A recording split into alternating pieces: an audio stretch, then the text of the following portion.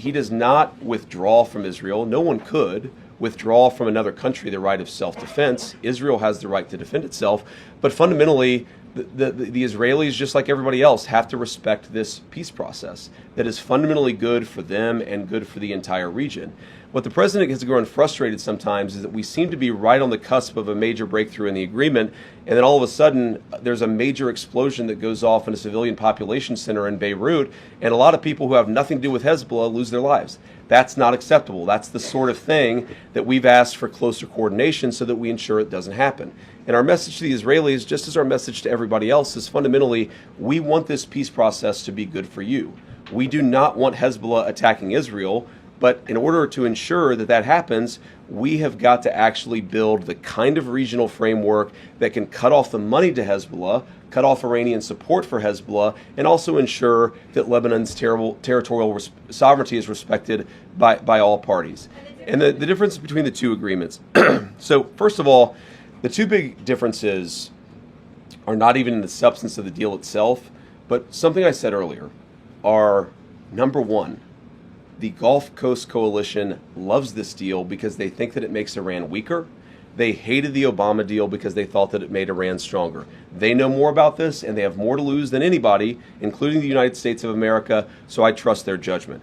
The second thing is where the deal came from. You have to remember, in 2015, Iran had built a sophisticated nuclear weapons program with a nuclear weapons stockpile. So the perspective that we came at as the United States was, you already have a really nice nuclear program. We're going to bribe you with American money in order to stop it.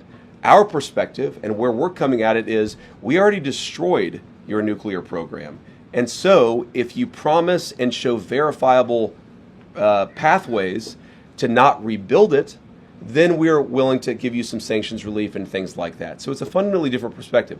Now, there are all these substantive differences as well.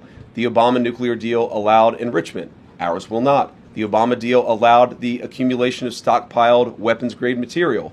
Ours is actually leading to the destruction of that stockpile of enriched material. So there are many differences. The Obama deal gave them over $1 billion of American money. This deal gives them $0 of American money. So a lot of substantive differences, but I think the most important differences are where we're coming at it from a position of strength and the fact that our Gulf Coast partners love this deal. So I guess I would say to anybody, any of the critics, is number one, have a little bit of faith in the President of the United States. The idea that he is going to strike a deal that's been bad for the American people, it's preposterous. He is the person who has had the courage to fundamentally transform our relationship with Iran and with a lot of other countries over the last year and a half. He believes in this deal. He is going to see it to completion. And if the Iranians don't comply, we still have every single tool and point of leverage that we have today. That'd be message number one, is have a little faith in the president's ability, given that he's got us this far, to take us the final step. The second thing that I would say is so many of what I've read or heard that people believe about this deal is just fundamentally untrue. It is a memorandum of understanding. It is fundamentally a principle that, yes, the Straits of Hormuz are going to be open immediately, and they already are. Yes, they're going to give up their highly enriched material, but they've got to actually do it. It's about conduct. It's about rewarding good conduct and punishing bad conduct, which in some ways is what we've been doing for the last 3 months vis-a-vis that country anyway. So many of the criticisms, I saw Lindsey Graham came out with a positive statement after expressing some concerns. I think that when people get to understand not just the agreement, but our negotiating posture as a country, they will realize this is an excellent thing for the American people, but that's part of our job. We've got to tell the story about what this means for Americans, how it's going to make all of us safer and more prosperous. That's why I'm here talking to everybody, and we're going to keep on telling that story in the days and weeks to come. Go ahead. Thank you, sir. Jordan Conradson with the Gateway Pundit. I want to talk back to the Lebanon component of the Sure. deal. There's a report in Axios that Netanyahu's fuming over this.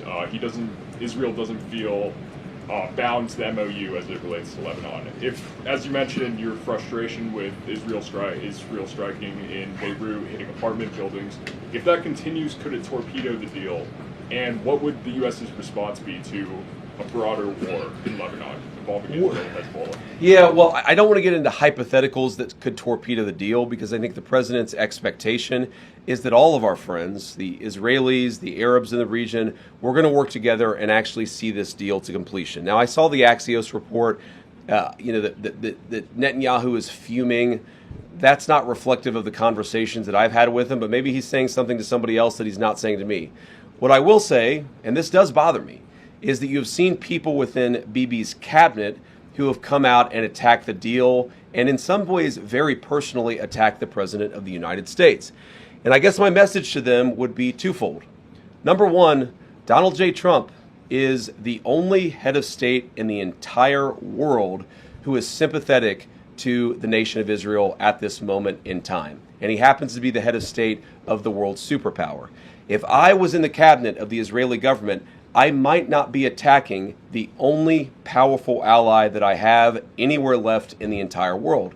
And the second message I would give to some of those cabinet members, Bibi, to his credit, has not gone down this path, but to some of these cabinet members in Israel who are attacking the President of the United States, the other thing that I would say is that over the last 3 months, 2/3 of the defensive weapons that have protected your homeland have been built by American hands and paid for by American tax dollars.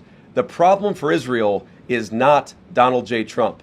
And anybody in Israel who thinks their biggest problem is the President of the United States needs to wake up and smell